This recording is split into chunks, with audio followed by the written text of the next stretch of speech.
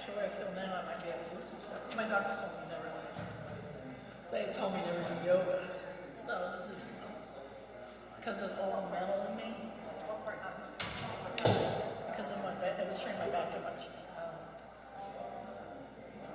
Where the part is supposed to bend and it can't bend. Or it limits me. Do you think the stuff you're doing in the chair?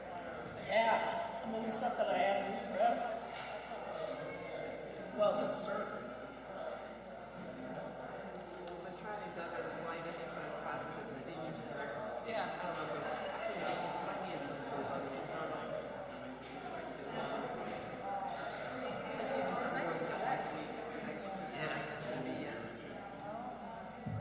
Well, see what they're like.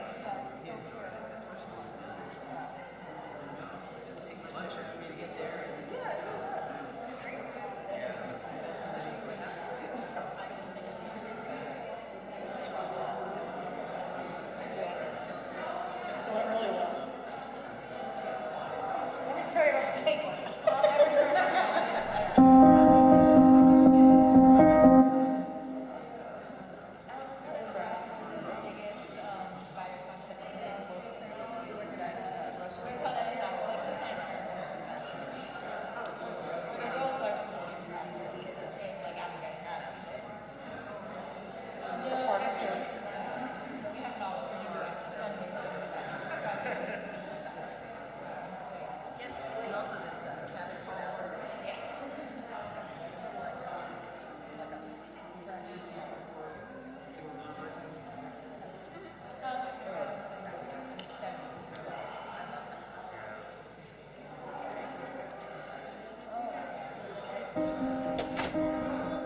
Good morning, Stephanie. Is this a good time to come in and pray?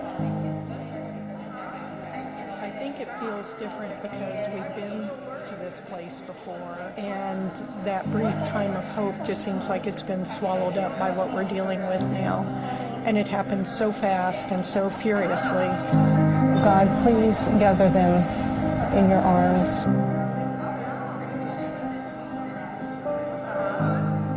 Part of the way I provide care for people when I'm at the bedside.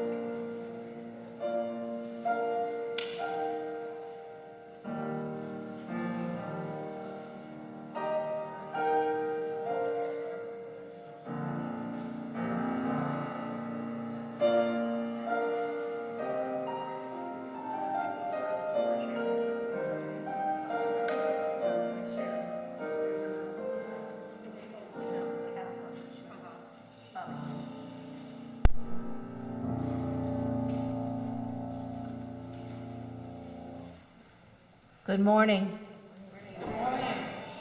My name is Becky Brandt, and I'm a member of this congregation.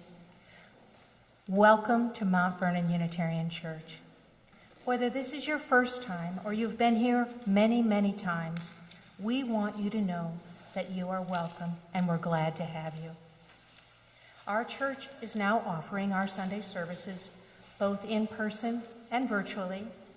And whether you are here in the chapel or joining us from home, you are welcome. I have one announcement this morning. MVUC's Great Decision program will be starting up again next week, February 5th at 11:30 after the Sunday services. Great Decisions is a national program focused on foreign policy discussion. To find out more about the program and the foreign policy topics that'll be covered this year, please stop by the information table during coffee service today. You're all encouraged to come, learn, and think about critical world issues together.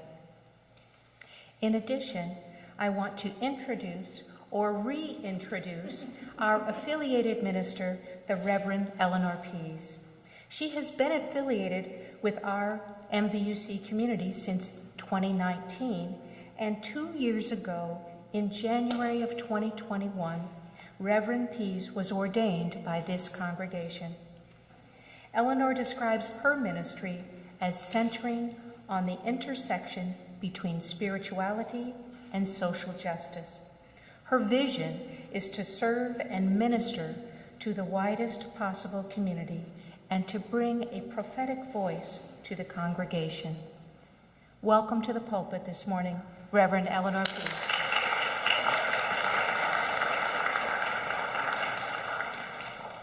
Now, let us turn our hearts and minds to worship.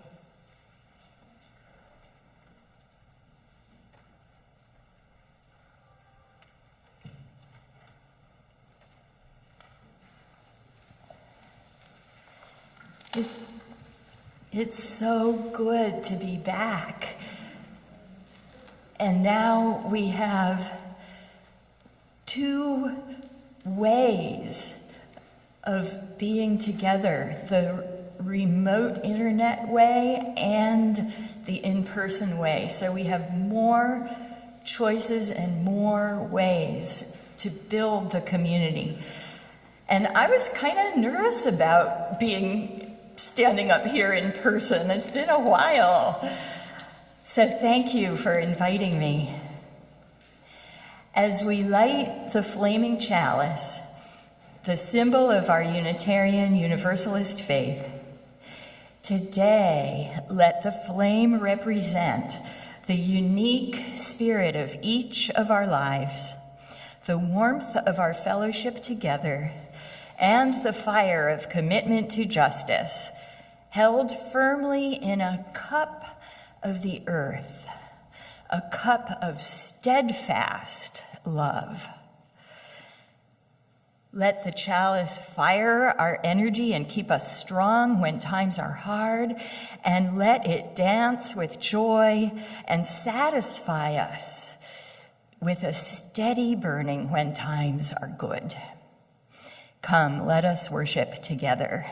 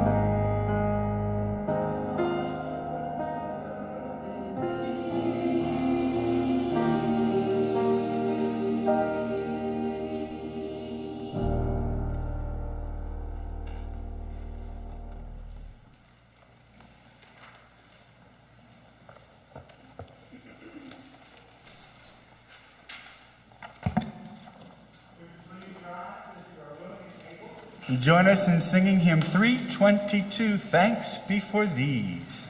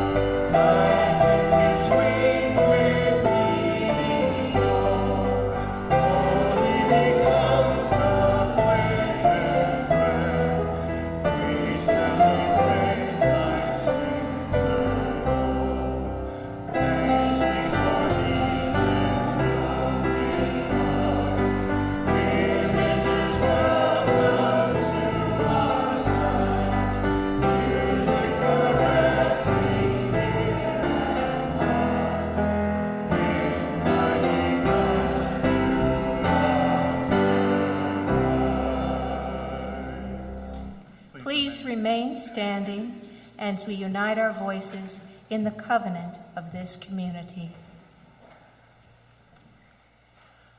Love is the teaching of this church. The quest of truth is its daily task, and service is its prayer. To dwell together in peace, to seek knowledge in freedom, to serve life in community, to the end that all souls shall grow in harmony. This is our covenant with each and with all.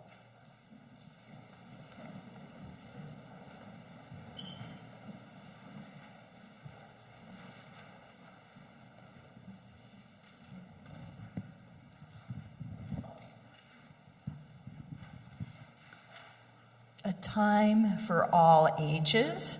And we have a little demonstration this morning.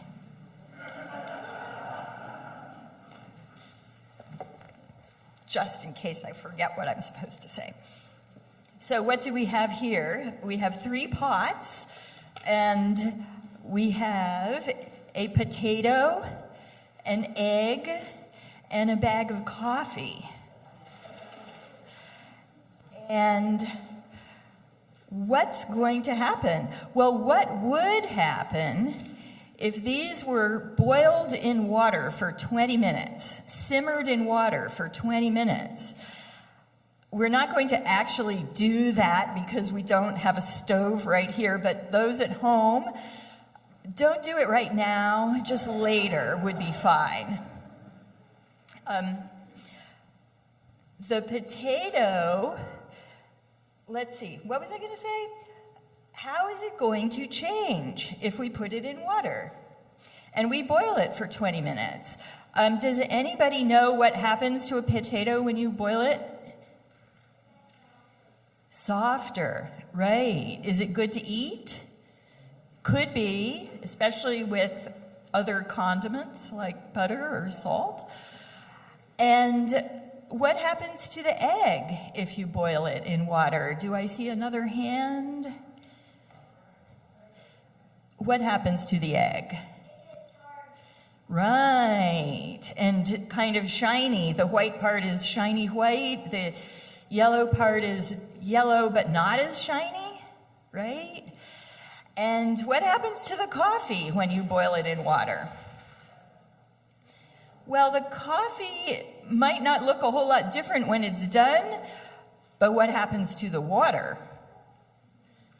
It turns into something really good to drink, right? At least not everybody likes coffee, but a lot of people like coffee. So you end up throwing away the coffee beans that you started with and drinking the water that it was boiled in. And isn't that something? And the lesson of this is that perhaps we are a little bit like that when we go through times or experiences that are difficult. Can you think of an experience that you might not enjoy? It might not be as bad as being boiled in water for 20 minutes, but you might not enjoy it, but you come out different in a good way.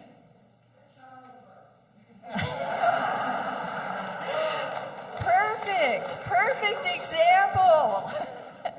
You don't always know how you're going to come out at the end of the process, but how you come out partly depends on who you were to start with.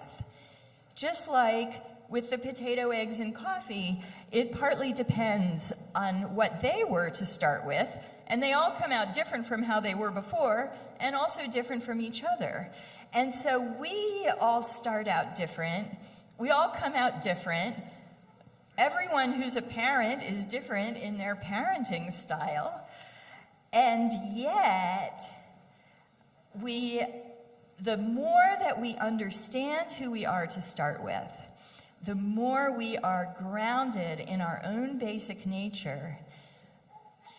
The ironic part is the more flexible we can be and the better choices we can make in figuring out how we're going to come out.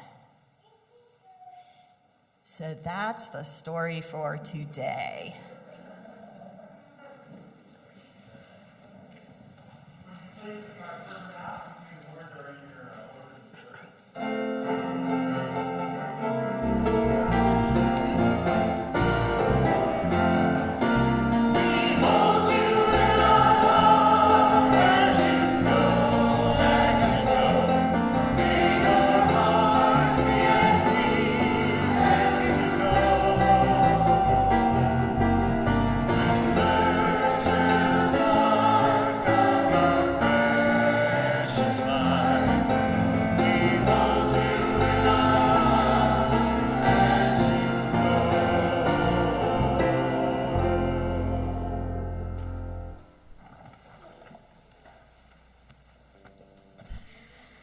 Good morning. Good morning. My name is Leah Chaudhry. Most of you know me. I started attending this church about 25 years ago, doesn't seem that long, to give my kids a place to go to church. And soon after that, I started volunteering as an RE teacher, primarily because my kids wouldn't let go of me. Then after that, somebody asked me about pledging, and I said, sure, but how much should I be giving? And they said, well, what is it that you get out of this church? What is that worth to you? And I thought about it for a minute, and I filled out my pledge card, and I turned it in, and nobody has had to come to me to ask for my pledge card ever since, because I know what I want to give. I know what this church is worth to me. Many of you also know that I worked at the MVUC office for about 10 years. First as an office assistant, putting together the order of service, and then later on as the property manager, trying to keep our buildings and grounds together. And it was then that I really learned about volunteers at this church. And I started volunteering a little bit here and there. I was still working. I had 2 small children, but I did start volunteering at Holiday Shop, book sale, Work and Any, several other things. And then I retired from MVUC, and my volunteer hours increased dramatically. All of a sudden, amazing how that happens. All of a sudden, instead of just helping with Holiday Shop, I was a member of ET, that's the Every Thursday group. And instead of just helping at book sale, I was one of the people that was helping to sort books every Wednesday. And I also started leading Work and Any. So for those of you who don't know what Work and Any is, don't worry, it's coming up in April. And as much as I love ET and Holiday Shop, book sale is my real passion. I just love the book sale. Does anybody here know that we sort books every Wednesday, the books that come into the book box? Oh, I see 2 or 3 hands. Every Wednesday, there's a group of us that gets together in the other building, and we sort out what has come into the book box, and then we box them up and put them in the basement by category. And believe it or not, we could use a little more help with that. Yeah, I know. Nobody ever needs any more help, right? But we do. And, you don't have to come every week, and we'll train you. It's not that hard to do. So if you enjoy books at all, think about coming to Bookstore on Wednesdays. We start at 9:30, and we run until noon. And absolutely no experience necessary. The annual used book and art sale is coming up. Everybody know about that? When's the book sale? March. I heard Mark say March. It's the end of March. It's the 23rd, 24th, and 25th. But setup starts on the 19th. That's Sunday the 19th. We haul all those books that we stored in the basement up the dumbwaiter. Did you know we have a dumbwaiter in the other building? Does anybody know what a dumbwaiter is? We haul them up, and we bring them to this building and the other building. Believe it or not, this building and that building are full, wall to wall, end to end, with books and art. We have the art in the Commons as well. We do CDs, DVDs, and puzzles as well. So all of those things can be put in the book box if you've got any to donate. So believe it or not, we could use help at the sale too, both at the setup part and during the sale. We need cashiers, we need floor walkers, we need people to straighten the tables, that sort of thing. And then at the end of the sale, and the sale ends at 3 o'clock on Saturday, and cleanup starts at 3 o'clock on Saturday, we need help getting everything out of here, over to the other building, and put different places, and the other building cleaned up as well. But, oddly enough, they seem to want to have church service in here on Sunday morning. So, yeah, this has to be completely cleaned up. And the other building, they want to have RE, so it has to be mostly cleaned up. So we could use a little help with that, too. You don't have to help all week, just every once in a while, a couple of hours here or a couple of hours there. And if you can't help with book sale, please come shop 23rd, 24th, 25th of March. Or better yet, do both. Thanks for your time.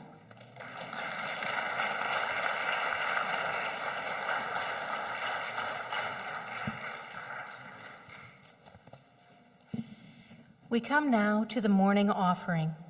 At this time, MVUC asks each of us to show our spiritual and material generosity.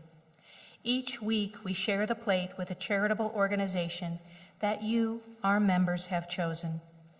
This week's offering is shared with Friends of Guest House, whose mission is to help women successfully re-enter the community after incarceration.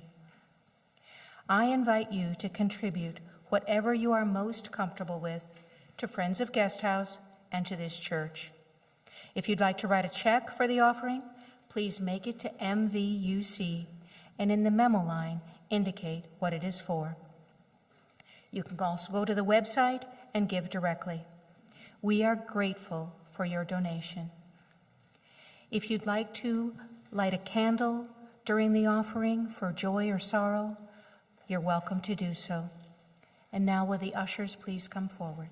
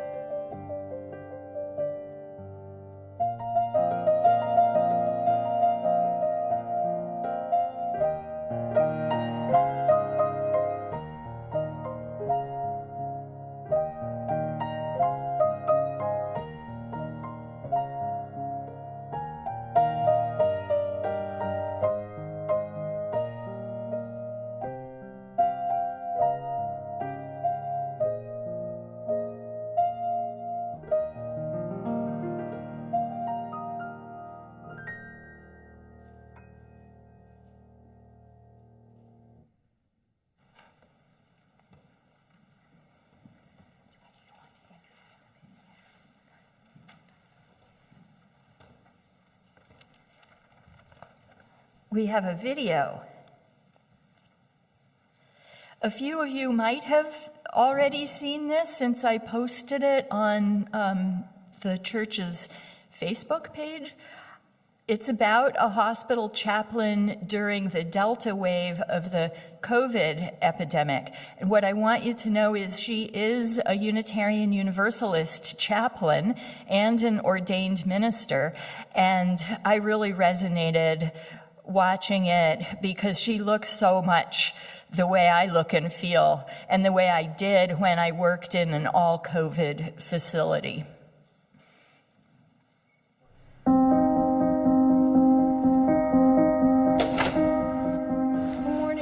Is this a good time to come in and pray?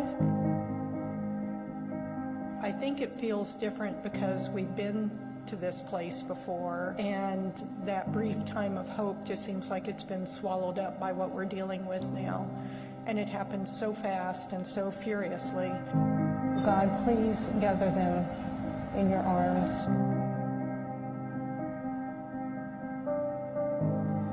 Part of the way I provide care for people when I'm at the bedside and someone's dying is having to pay a lot of attention to listening. And it's not just listening to the words, but being very aware of people's nonverbal communication too. The hardest part about being at the bedside when someone is so sick is that I know my job is not to fix things. The hardest part is that ability to be present in the midst of such heaviness and such grief and such sadness, knowing that there's no magic wand to wave to make this better. Maybe this would be a good time for me to go in and have a prayer at the bedside. I think what makes it even harder with COVID is that we do have some tools to fight back against this. And if people will make use of the vaccines and masking, we might not be there at the bedside. It hurts so badly when I hear people say that they feel like God is going to protect them. I really want people to know that there are ways that God may have provided for us through science, through vaccines. Science and faith can come together beautifully to help people. I don't know how you've been doing it day after day, and gosh, what's it been, 16, 18 months now? Faith means not just taking care of ourselves, but loving our neighbors. And if we can take care of our neighbors and not spread COVID, then to me that's an act of holiness.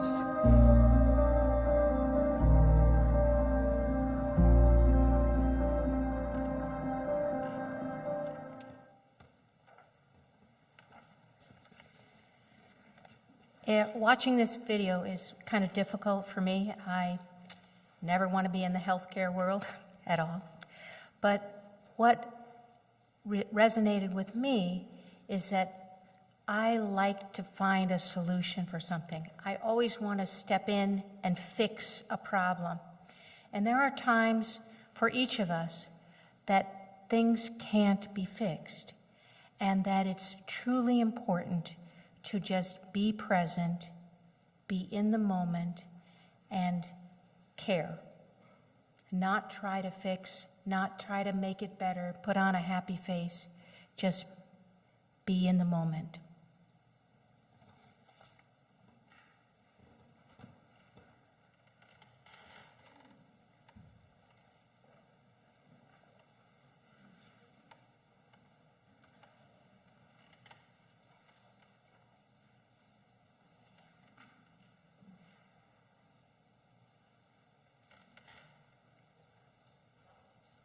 I'm sorry. Am I doing the meditation and prayer and then the hymn? Yeah, thank you. Thank you. I'm still getting used to it. We are going to enter into a time of meditation and prayer, and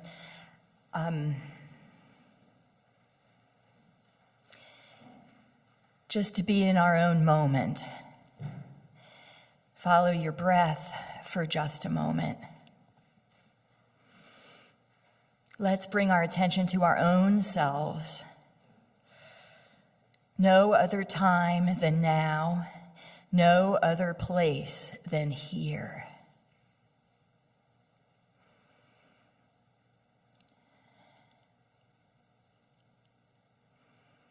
Holy Spirit, breath of life, power of love, be with us now. I lift up all the candles that have been lit. I lift up all the lives that we live, of all of us, as we join in this time together. May we all be safe. May we all be well. May our actions be guided in love and peace to foster love and peace and lessen conflict. If we have fallen short in any way, or if the troubles of the world weigh upon us and pain us, as they so often do, and rightfully so, we lift up all these struggles for the healing of the universe and the power of love. We lift up all these struggles for grace and guidance, that we might do just our part and no more and no less. We ask for understanding of what is our part. We ask for mercy, blessing, hope, and joy. May we all know joy. Blessed be, and amen. Now we'll sing the hymn, and I want you to know, because this is a hymn that is badly misunderstood in popular culture, Kumbaya is not a hymn of superficial togetherness, a fleeting, meaningless, feel-good moment. It's a hymn of prayer, and it is sometimes a hymn of desperate prayer, that prayer by the bedside when all the numbers are going down in the ICU, that prayer on the street corner when someone has been shot, that prayer of someone who's home alone again and doesn't know where to turn or what's next. Kumbaya. If you'd allow me, I'll just give you the verses. You don't even need a book.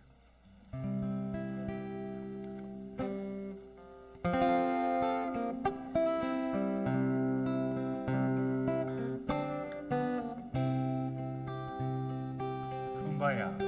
Kumbaya, my Lord. Kumbaya. Kumbaya,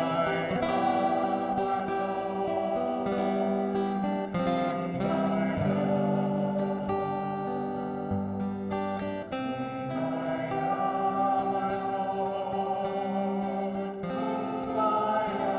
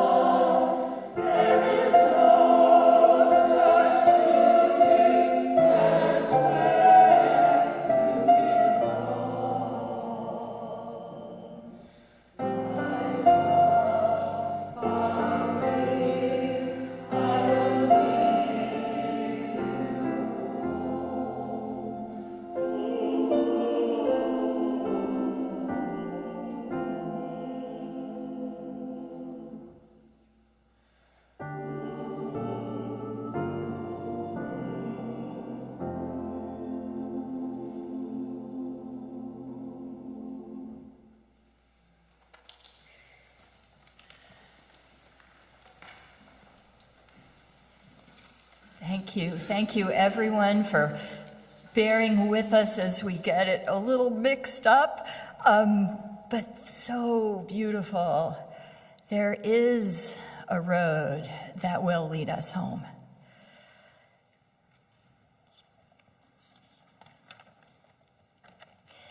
I want to start with a few comments about stewardship because I used to be a fundraiser and a grant writer, so I just can't leave that alone. The church is so much more than just another cause or another service provider. It is those things and more. The church is not just a charity, it's a cradle of charity.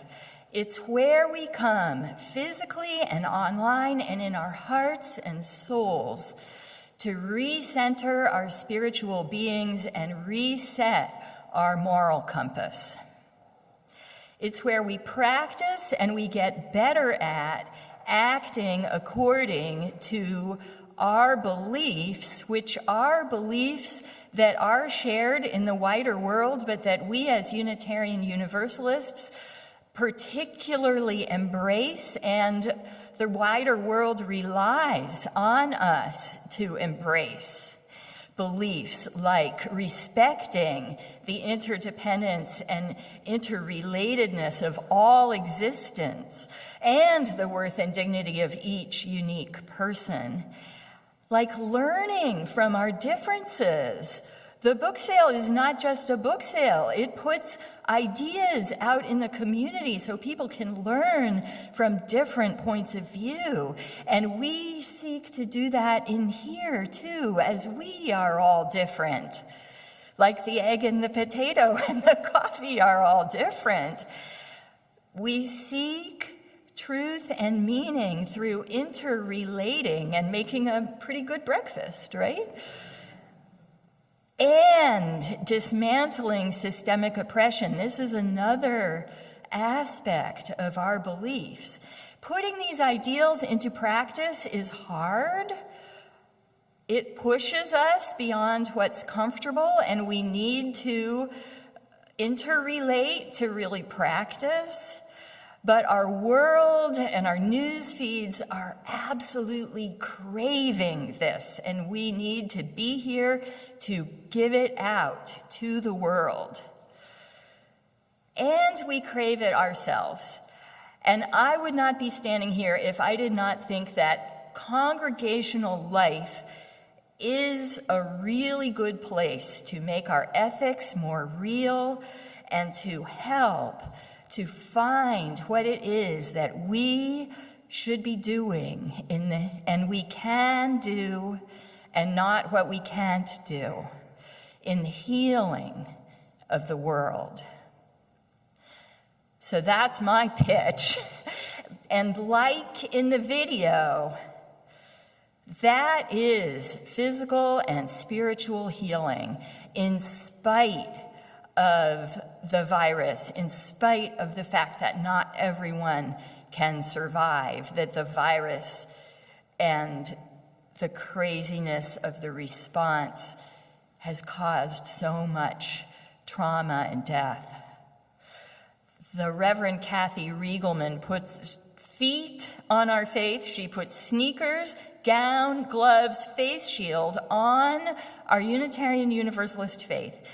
And the world needs her, and it is a great honor and privilege and excitement for me to do similar work as a community minister. And chaplaincy is just one way that community ministries happen in this congregation. We also have the Reverend Karin Rasmussen, who has a ministry of making sure that no child goes hungry in our community. So she is addressing childhood poverty in a very practical, hands-on way so that children can grow up with a little more food security. And you might not feel these ministries as actively in congregational life, but they are alive and healthy and answering calls that the wider community needs from us. So now I work in a regular hospital, not an all-COVID hospital, and I work in a nursing home. And yet, the same theological problems that the video raised, I still deal with. The biggest question I have to ask every day is, what is my job and what is my ministry when I can't fix things? Sometimes, and these moments are a real gift, it's crystal clear. I counseled with a daughter whose mother was the matriarch of their family. She was intubated and seemingly unresponsive, and she was coming to the end of her life, but she had wanted every possible medical intervention to extend her life and her health as long as possible. And so the daughter had been advised that the interventions were no longer working, that her mother was declining in spite of everything, and the treatment had become futile. And the daughter was still struggling a little bit, so I sat with her and we prayed, and she began to feel more settled, that really she had done everything possible. And she was ready to give the doctor the green light to, as we colloquially say, pull the plug, which was not what anyone wanted. And I had to go. I had another call, but I came back an hour later, and the mother had died before any of the machines had been turned off or any of the plugs had been pulled. And the daughter said to me, "She helped us. She must have known, and she helped us." And so it was sad, but there was peace in that room. And it was not a situation where anything needed to be fixed. It needed to be validated. It needed some love. It needed to affirm the caring and the attunement between the mother and the daughter, both doing everything that was possible. It needed just the moment of holding sacred this experience of a life coming to the end that, in a sense, was the end that was wanted, and being held by a power of love that went beyond medicine. But I am sorry to say, a lot of my ministry is helping people cope with problems that could be and should be fixed. It's just that I can't fix them, but somebody can.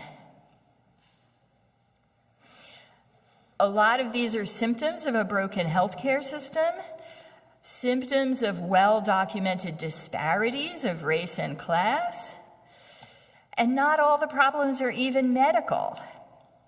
So here's an example that has really given me a struggle, and it's partly given me a struggle because it's so minor. It's not life and death necessarily.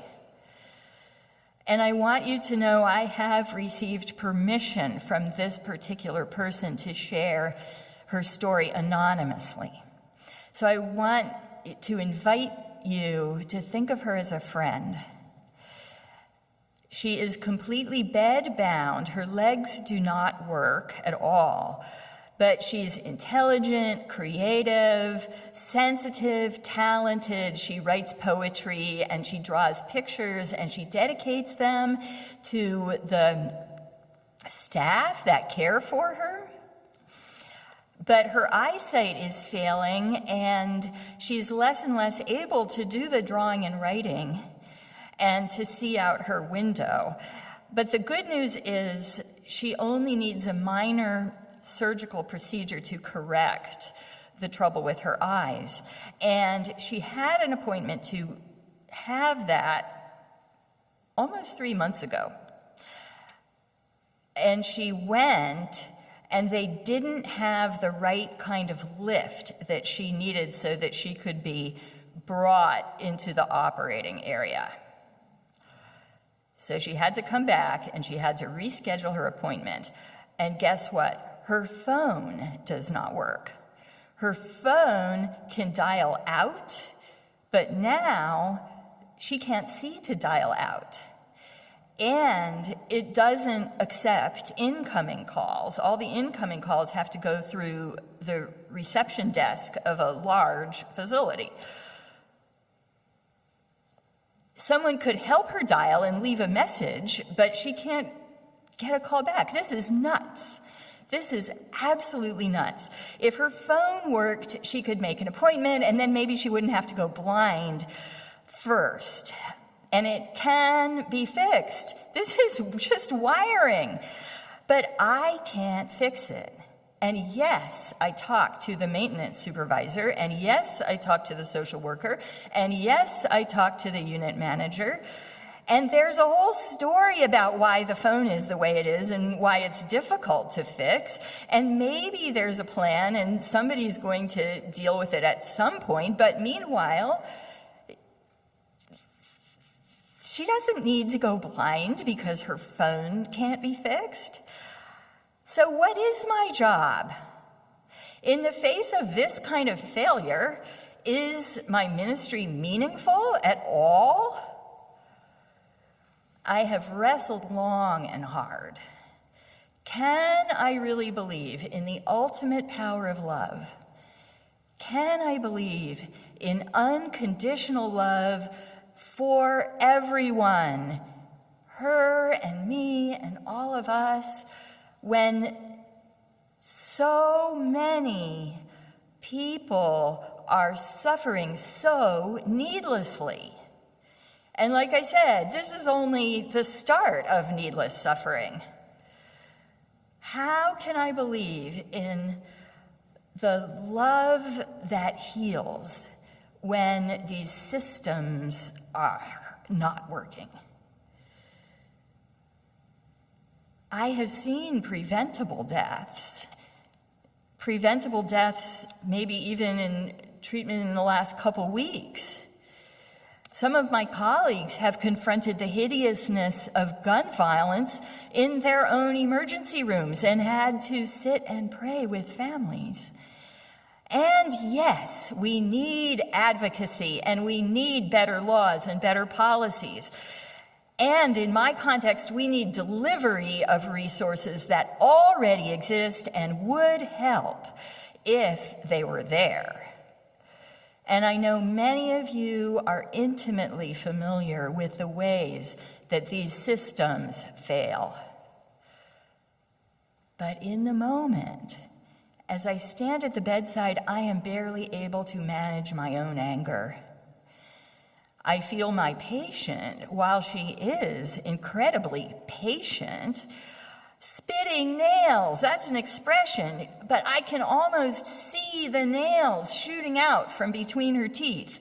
And all the upstream solutions, the policies, procedures, patients' rights that should help are not there. They're not there in the room. All I can do is pray. Come by here, Lord. Someone needs you, Lord. Come by here.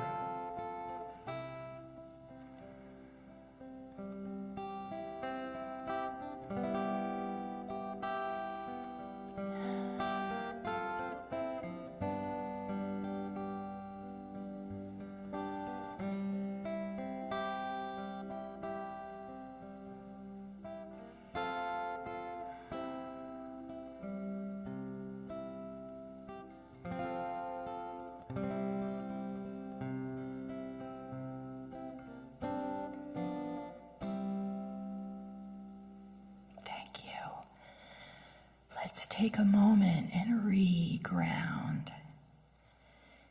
we go through lamentation and we tear out our hair and then we reground.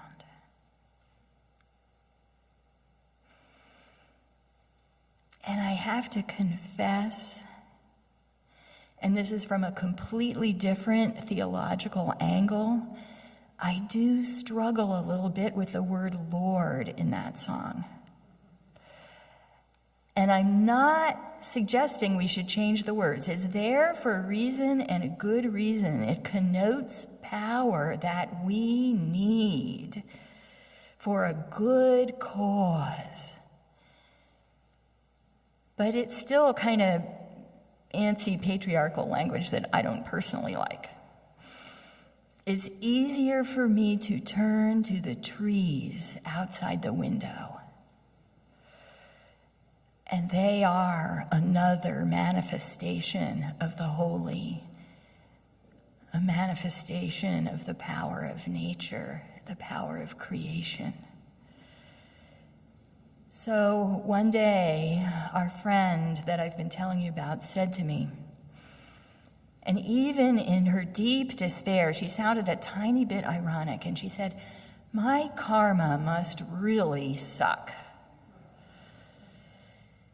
And it helped me so much. I was so grateful that she put it that way, because in the Buddhist tradition, karma can be purified.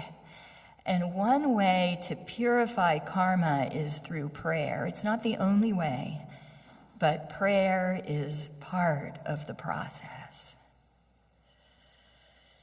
And I'd like to think, and in fact, I do believe, that witnessing and attending, however ineptly, to this particular suffering, showing our friend that she is not alone, that she is not going to be erased, that people care, and offering prayer, offering kindness, just trying to keep hope alive, because someday that appointment will get scheduled and it will be successful. She will have the procedure and it will work perfectly. And she will be able to see and to write and to draw and to dial her phone and talk to people who answer the phone, and it will be that much better. I'm confident. But we've got to keep hope alive, and that is meaningful. She can't see the trees outside her window right now, but they are still there. And if you're online, maybe you can see. The trees are kind of over there, and I can't see them, but you may be able to see trees. She can receive their steadfastness. The trees planted by the water are steadfast. And she can receive their beauty even while they are still bare in winter. And maybe, just maybe, the trees can feel and welcome her love and her desire to be the most that she can be in this world. And maybe that is a way that her life and all of our lives and all of life is a gift. I think life is still a gift because in the midst of these human-created horrors and wrongs, we can still love the world, and we can receive the love that is here. We can and we must love our broken world unconditionally. And I'll paraphrase the great philosopher and community worker, Grace Lee Boggs. Our humanness, our connection to all that is within the interdependent web is our sacredness. When we expand on our humanness and our sacredness, that is how we change the world, because we will be the change. We're getting ready to sing. my life flows on in endless song above earth's lamentation.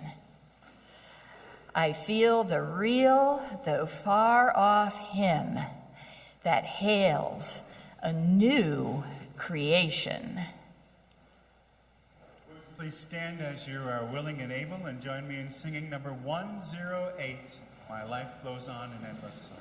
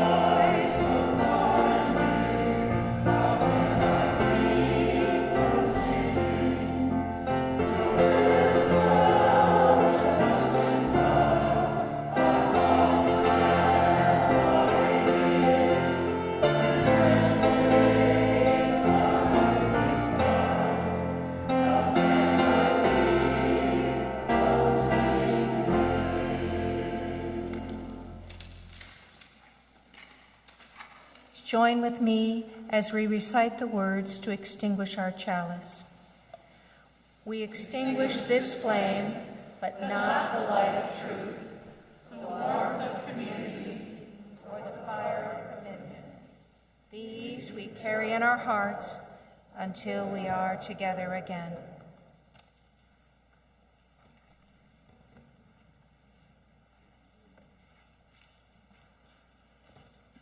Our benediction is from one of my mentors, Betty Jo Middleton. In times of plague and insurrection, what's important is clear, making one wonder how we have escaped understanding for so long the simple, complicated truth that only love can save us now. Go in peace and be makers of peace.